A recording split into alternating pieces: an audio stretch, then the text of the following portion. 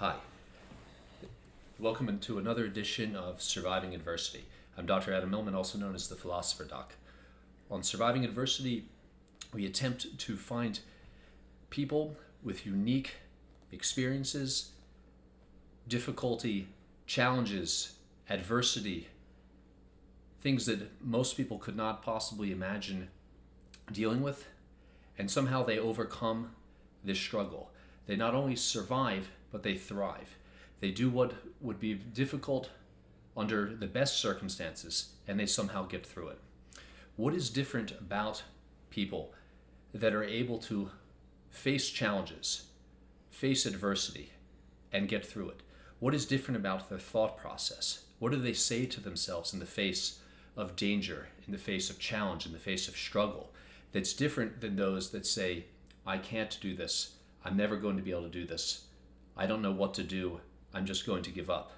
Sometimes with very tragic consequences, including suicide, alcohol, drugs, addictions, poor relationships. How is it that some people are able to get through things and other people are not? What we've come to realize, it is not what happens to us, because what happens to everybody. It's what you do about it. It's how you respond. It's how you think. It's how you look at the challenge, the meaning that you assign to it, and then how you get through it. Can you find meaning in tragedy? Can you find meaning in adversity? Are there lessons to be learned? And then what do you do? Because in any situation, you can choose your attitude, and you can choose your thoughts, and you can choose your actions. So in Surviving Adversity, we want to find people whose experiences and thought processes we can learn from. The experience is tragic. The fact that the tragedy was met, and the people are able to get through it, is amazing. But what we're also interested in is how they think, and then how we can apply this to our own struggles, even if they're not as severe. How can we look at things the way they look at it? How can we think about things the way they think about it, in order to help us get through the daily challenges? And sometimes, as in everyone's life, there will be some tragic event, and then how can we get through this? So without further ado, we have a very special guest today. His name is Steve Chase, and he's going to bring us through his experience with a very nasty virus that we have all come to know as the coronavirus, SARS-19, COVID, that has taken so many lives around the world and has taken so many lives in America. I, as a practicing outpatient internist in Las Vegas, have dealt with this firsthand. We've lost many patients. Many patients have become debilitated, having learned how to walk, how to learn how to breathe. Their memories have been affected, their energy has been affected, and they are not the same. And some people have not been able to get past this, and other people say, I'm going to get past this, I'm going to do it. So Mr. Chase is going to take us along a journey that is very close to my heart, because of my daily experience with this virus. But his experience is different. His is not taking care of people that have it. His is a much more profound, horrific challenge that he was able to get through. And without further ado, I turn it over to Mr. Steve Chase. Steve. Hey, how are you guys? All right, Steve. Please tell us your story. Okay, so I've always had a fear of death, and I always thought I was going to die young. COVID, I didn't think about getting the vaccination because my mother was highly allergic to penicillin. And I've asked a few doctors, they didn't know. I said, okay, I'll take my chances. I always get hay fever in the springtime, April to May, March. And in the beginning of May, I got this sinus infection. It was so bad, it was unbelievable. And I thought it was hay fever. And the next thing I know, it was May 21st. And I checked myself into a hospital, and the hospital said I had COVID, and I could go home. So I went home, and my friend David on Tuesday was with me, and we did a video with a doctor. My heart rate was around 165, between 152 to 160. and my oxygen level was close to 64. And I was on the way out of here. Got to the hospital. I was nonchalant, like no big deal. I'll just walk into the hospital, and I'll be out the next moment, because that's what I experienced on Friday. Well, it didn't happen that way. They put me on a ventilator for 10 days. May 28th, Friday, I woke up. But when I woke up, I was not in my body. I had an NDE, a near-death experience. And when I woke up, I was in a dark tunnel. Next thing I know, I saw a video screen on the left, a video screen on the right, and it was my life story. The next thing I know, I see this gorgeous, beautiful, bright light, and it was very peaceful. I was basically hooked on that light, and I look, and I see my family that had passed before. My mom, my father, uncles and aunts and friends, and they all told me, Steve, it's not your time. You got to go back. And the way this is bizarre, but the way they spoke, they did not speak like you or me speaks. They spoke with their mouth shut. It was more like telepathy, that I could hear them through mental capacity. I woke up a week later, and they told me I was not going to walk again for a year and a half. So that was like close to 7 days later, after I had my near-death experience. But on the way back into my body, I saw them working on me. I remember, and I have the photo today, and I still keep looking at it every day. Just a reminder, as a blessing, that I'm alive, because there were so many people that passed away. And when I woke up, they told me I was not going to walk again for a year and a half to 2 years, because when medical doctors, they put you on a ventilator, they legally paralyze you. And I said, I passed away. A lot of people think I wasn't gonna make it. They didn't know if I was gonna make it. I had a rabbi actually had contacted the funeral home on my behalf, and I woke up and I told them, I don't know who you guys think you are. I know you're medical. I know you're doctors. I know you're nurses, but guess what? You don't know me. I'm Steve Chase. And the next thing I know, I told them out of my mouth, I don't know how this was possible. I said, I'll be out of here in 30 days. And they all blew me off. Like, no, you can't get up. You can't get up. You're a fall risk. You're a fall risk. And I said, nope, I'm going to get up. Every time they said a year and a half to 2 years, I heard a song in my head. I kept playing in my head. And it was Eye of the Tiger, the Rocky song.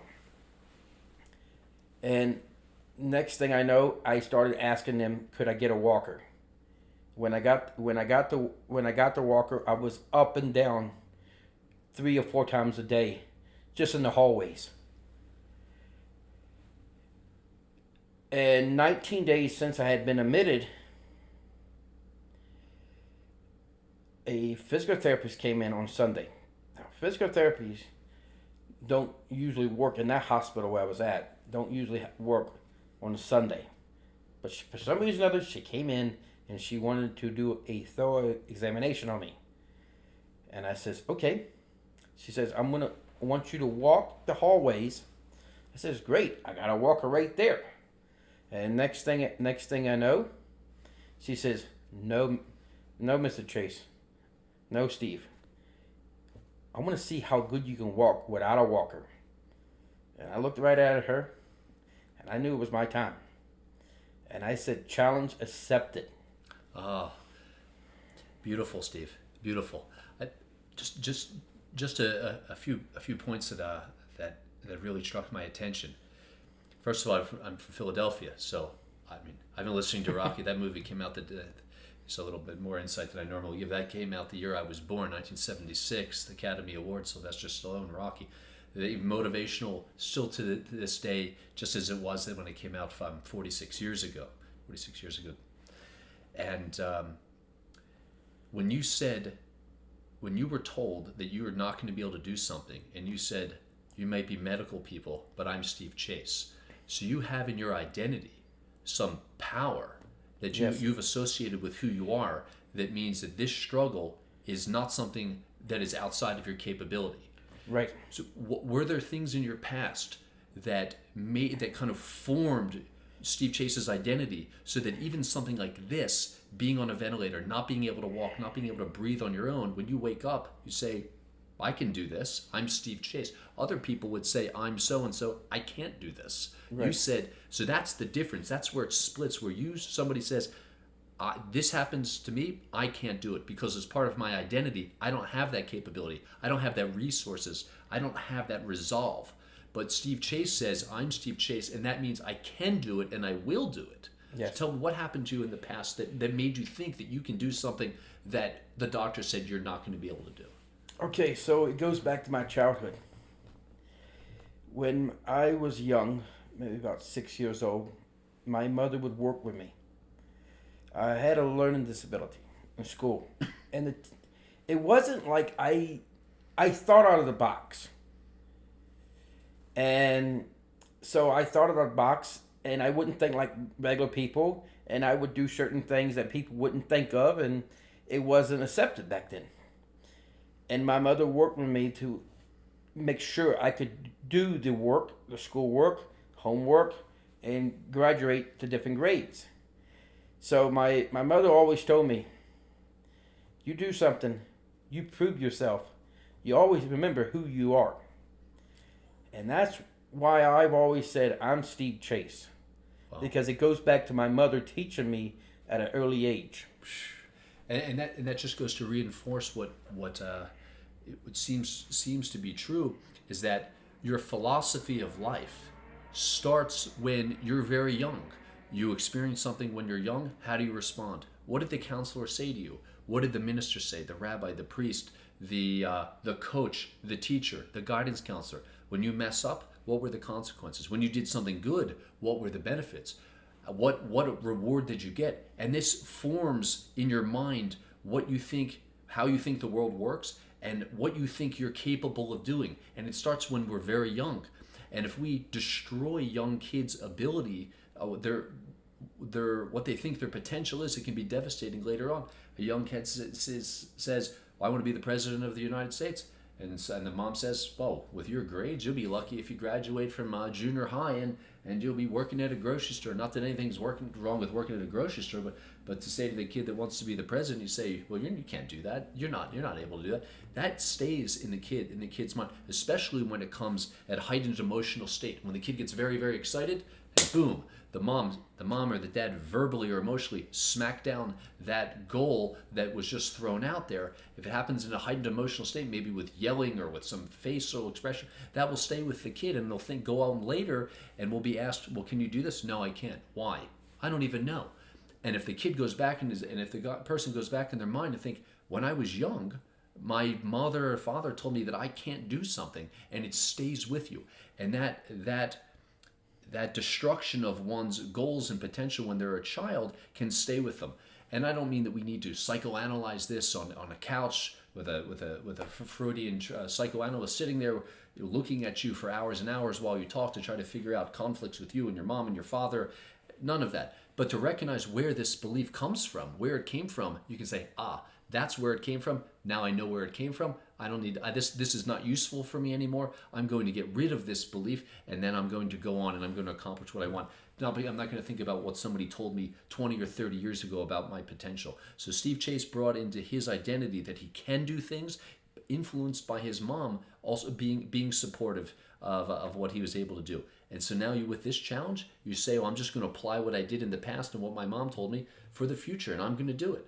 And then when the physical therapist said you're not going to walk with a walker, you're going to do it without the walker. And you said challenge accepted. So you're the kind of person that likes the challenge. Other people don't want the challenge because there's a chance they could fail. And if they could fail, then I'll be embarrassed and I'll feel bad. And it'll just reinforce what I thought about myself. I'm a failure because my dad told me this, or my counselor told me this, the teacher told me, and my ex-husband. And so you already think, well, as part of my identity is I'm someone that doesn't succeed. So if I try and I fail, it'll just be consistent with what I already think I'm not capable of doing. Whereas you say, no, I'm going to try. And you didn't even think, well, what if I fail? You separated yourself from the past. I'm where I am now, and I need to get to where I need to be so I can walk. And I'm not even thinking that I'm going to fail because you've made up in your mind. There's the goal. I need to get there. I don't know necessarily how, but the expression is on a dark, foggy night that if you can only see 100 feet, you drive that 100 feet, and then you can see another 100 feet, and you just make small steps till you get to the goal. All right, so I'm sorry to interrupt you for so long. Continue, see, tell us it's exhilarating. Let me just go back to where I was in the tunnel, the dark tunnel, and I seen my family.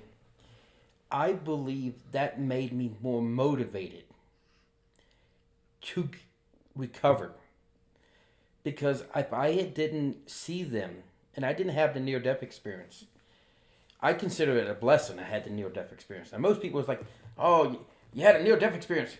You know, you shouldn't be blessed," or you think, "Yeah, you're blessed that you're alive," but it's not a blessing to be a near-death experience. To me, it is a blessing because I could see my family, I could see my friends, and it was like they were rooting me on. And back in my mind, I had them as like a cheerleader, rooting me on, knowing I would get out of the hospital.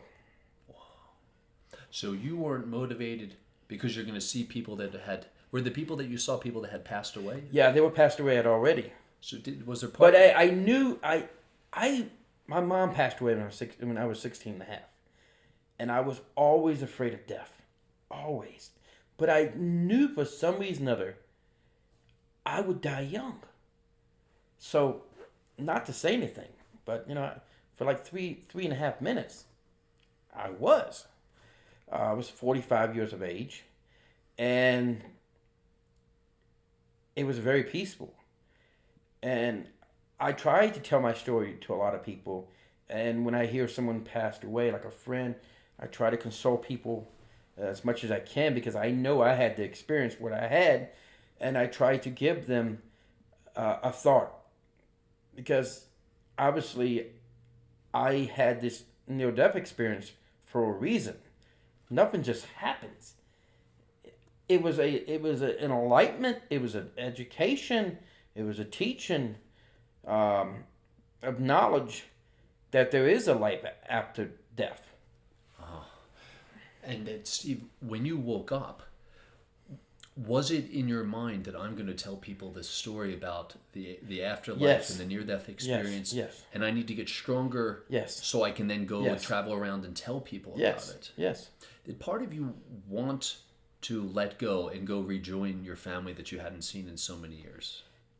Yes, but I mean, the family that Yeah. was in the near-death experience yeah, that you definitely. I never, when someone told me when I was a child to don't do it, something, I usually do it. Don't climb that fence. Well, usually I'm the one on top of the fence. But that time I did listen, and I knew for a fact I had to come back. I had to come back and tell people. Oh, wow. And tell them what exactly? That there's an afterlife, what you experienced, or what you experienced physically and then emotionally, and your recovery, what a human being is capable of doing. Basically all four: recovery, the near-death experience, because I personally was petrified of death. And I'm not trying to say when a person dies you should be happy, but you should understand it's very peaceful. And obviously you will see that person again because there is life after death.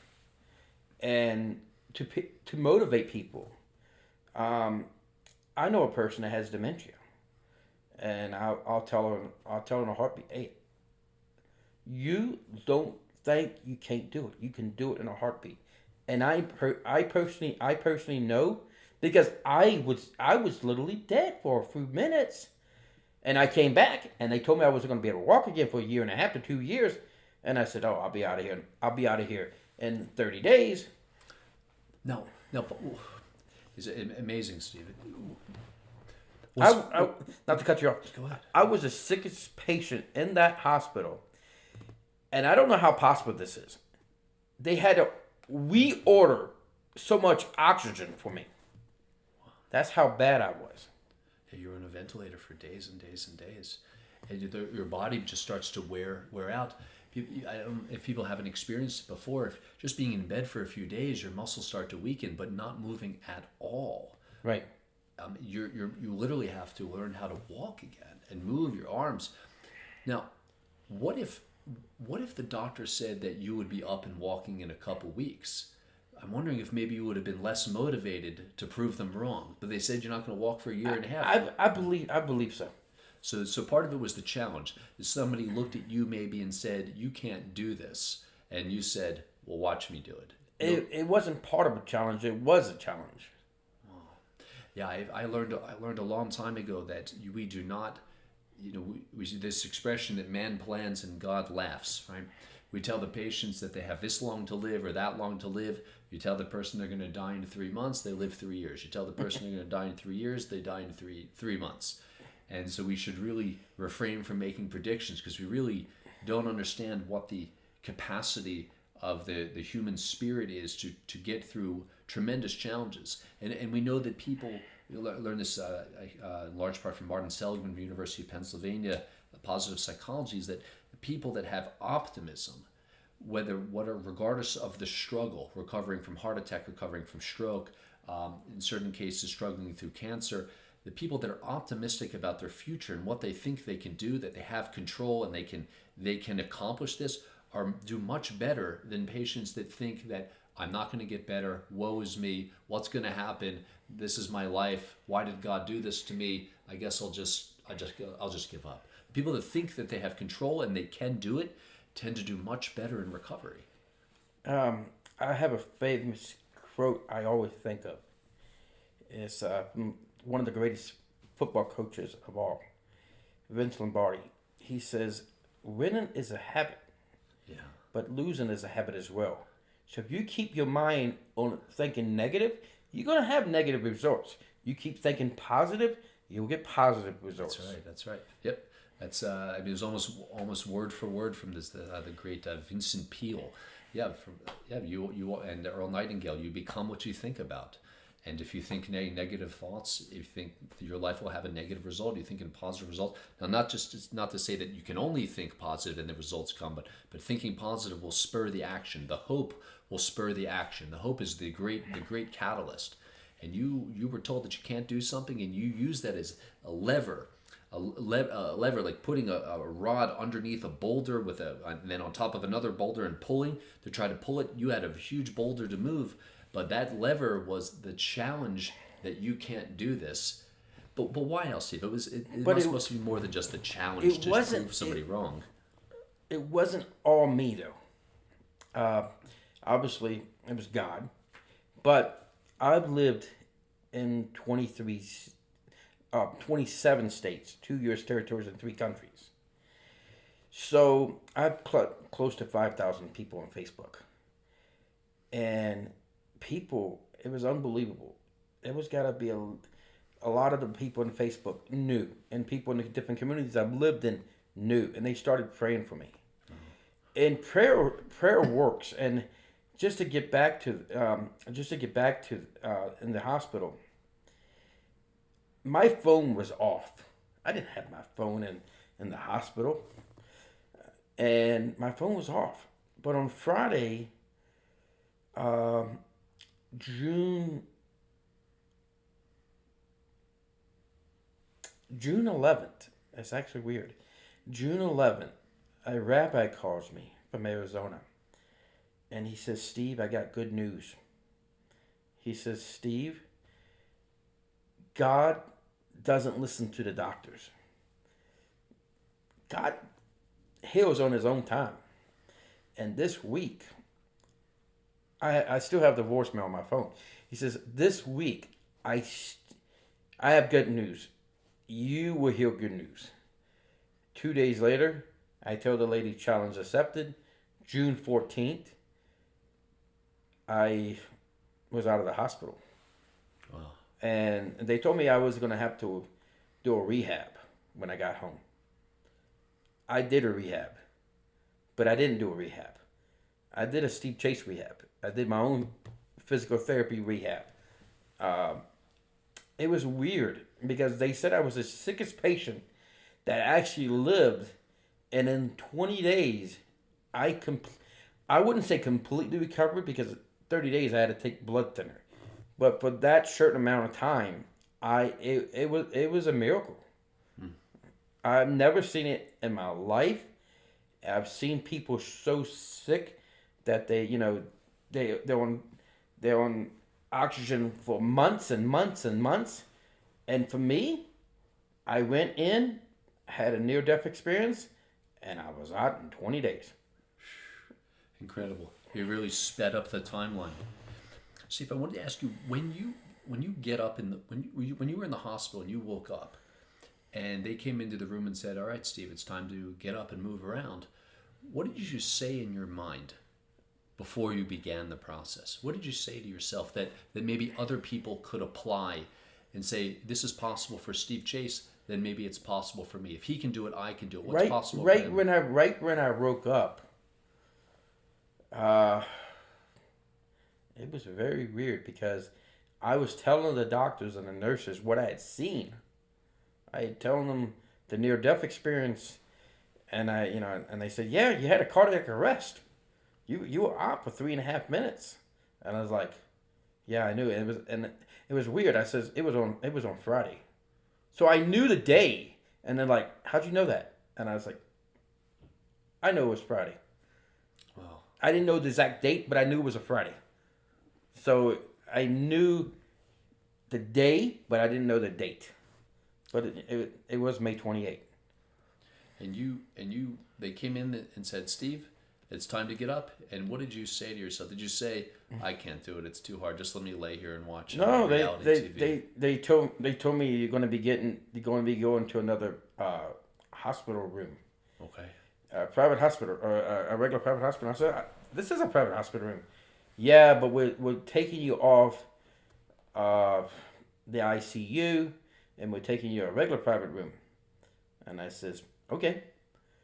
And for a couple of days, I didn't do anything. I was doped up. I was on drugs, and I didn't do anything. But like the third day, I was motivated. I was like, I got to get up and do this, and I got to do it now. And they had a nice talk with me. What did you say to yourself? How did you get yourself motivated? I said, "You know what?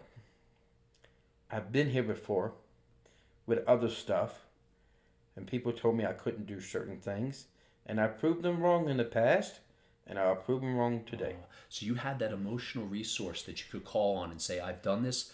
I can apply it to this." Yeah. That's a great lesson, because I don't necessarily have had. I don't need to have struggled the way you struggled. I can look at what you did and say, Steve had struggles. He survived. He looked at his past and saw it as evidence of what he can do now in the future. So even if I don't have those experiences to call upon, I know that other people have, and I can apply that the way you did. I don't have to have a near-death experience because Right. you had the near-death experience, and from that I can learn what's possible. So you got yourself motivated. What did you say to yourself? The challenge has been issued, and you need to get better because The what? challenge been issued. I was telling the doctors I was out of work close to a year, and my industry was down, and because of COVID. And I said, "Now I died, and now you're gonna tell me I gotta be in a rehab for a year and a half? No, that's not gonna fly. You don't know me. I'm Steve Chase." It just came back, and they were like, "This guy's not going to listen to us. This guy's not going to listen to us. This guy's not going to listen to us. He thinks he knows it all. He thinks he knows it all." And when I left the hospital, this is they thought when I left the hospital, they all thought I was going to do a year and a half to 2 years.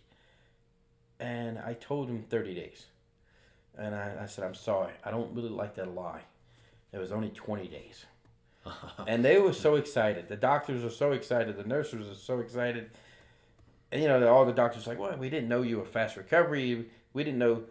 We didn't want to give you hopes that you couldn't. Right. But maybe they should have done the opposite. Exactly.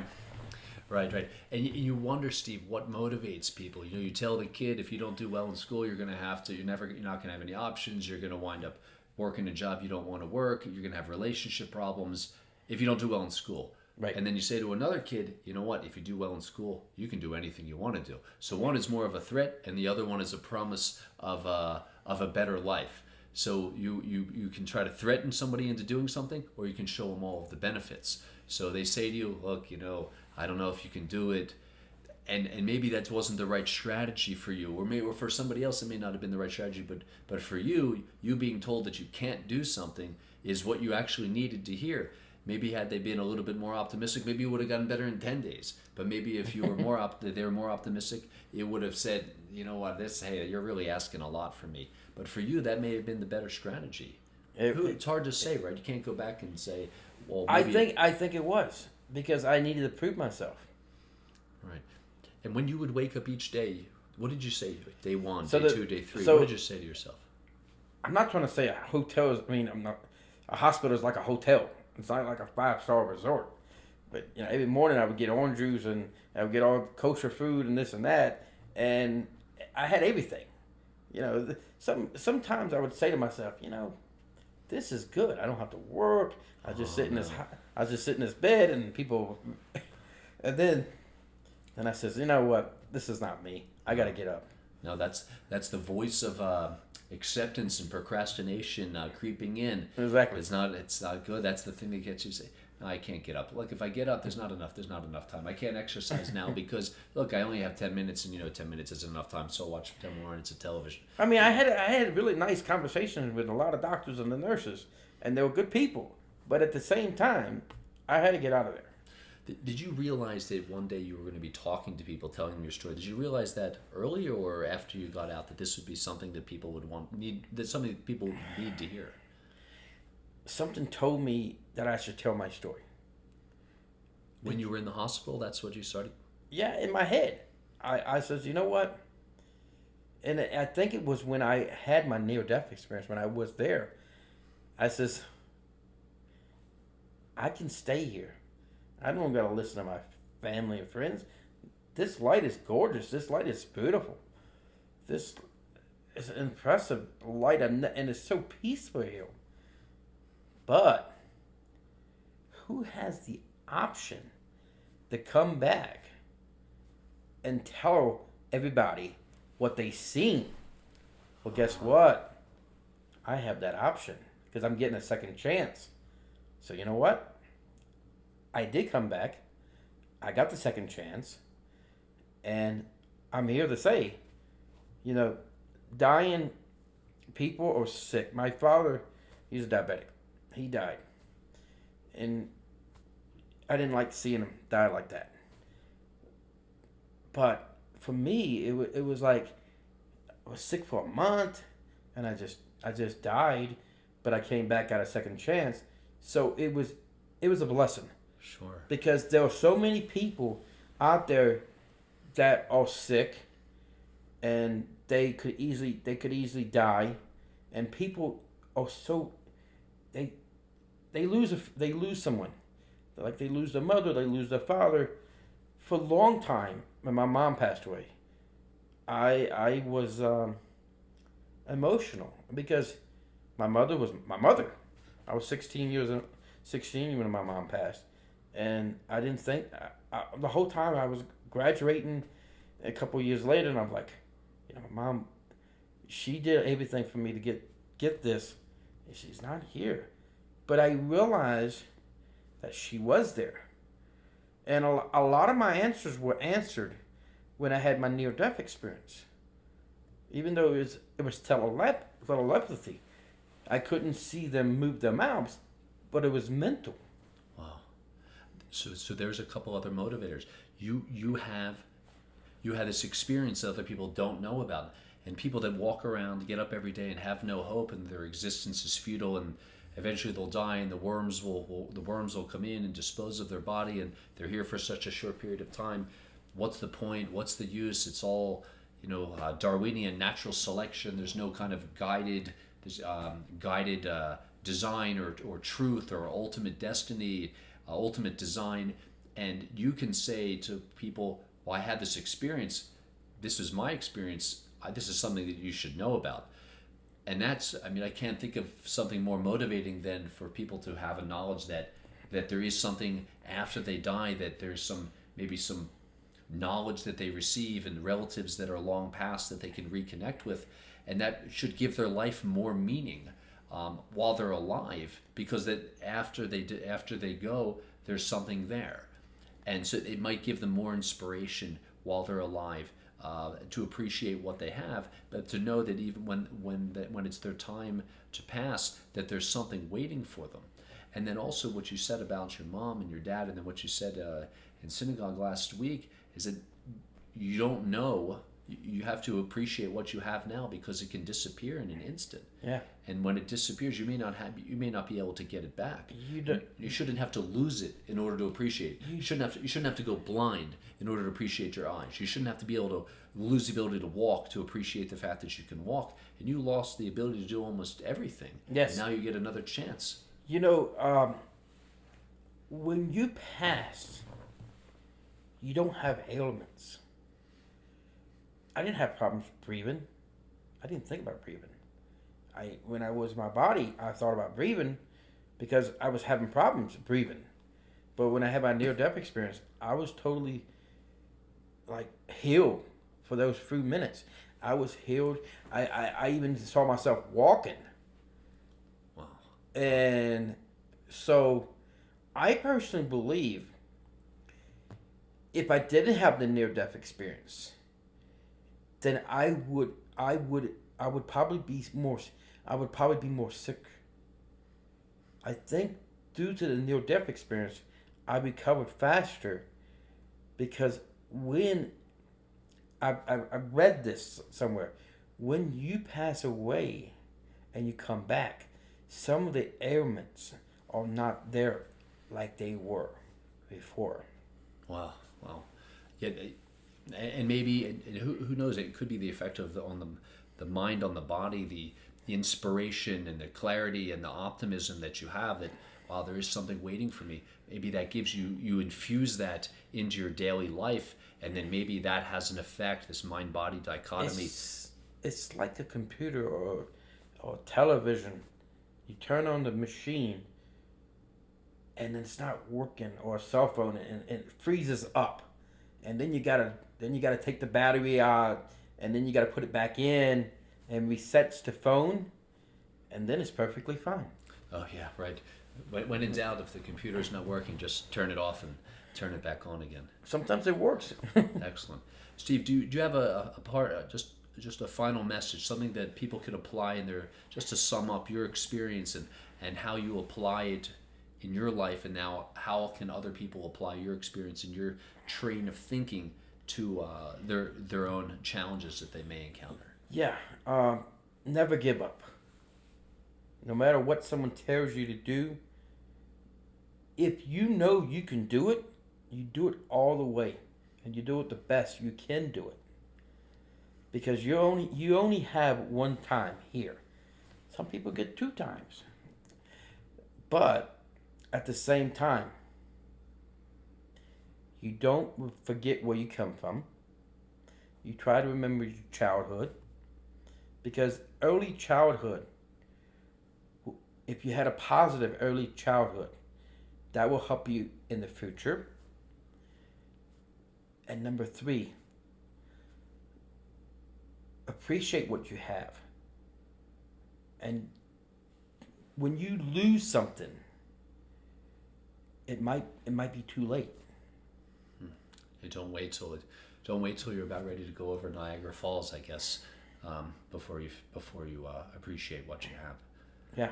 Steve, it was a wonderful opportunity. I really appreciate you allowing me to come into your home and speak to you about such a such a harrowing experience and how you're able to survive it. And I appreciate the knowledge that you've imparted to me and to the listeners. And hopefully they're inspired as well from your experience and have taken the wisdom in your train of thought and to better apply it to their lives when they experience.